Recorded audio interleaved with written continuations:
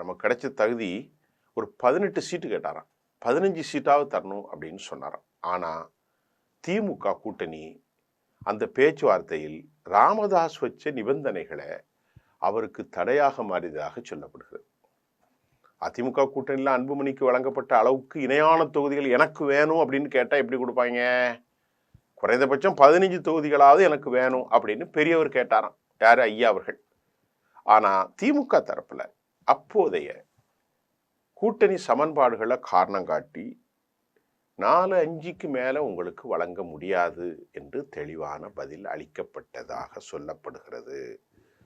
இந்த பதிலில் ராமதாஸ் ரொம்ப அதிருப்தி அடைஞ்சிட்டாராம். அதிருப்திக்கு உள்ளாகி வெளிப்படையாகவே கடந்த சில மாதங்களாக திமுகவை ஸ்டாலினை நல்ல பாராட்டி வந்தார்.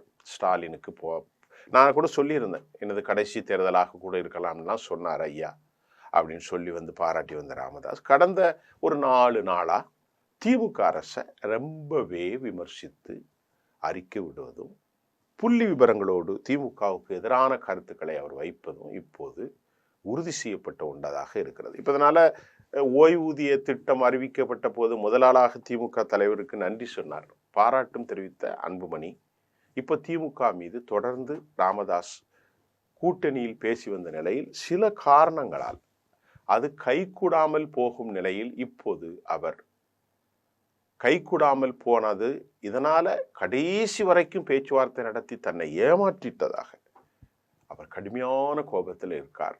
அதனால அறிக்கைகள் அனல் பறக்கு வருகிறார். இன்றைக்கு கூட 10% இடஒதுக்கீடு கேட்டு திமுக அரசை கடுமையாக அவர் விமர்சித்தார். இதுவரைக்கும் 10%லாம் சொல்லலை.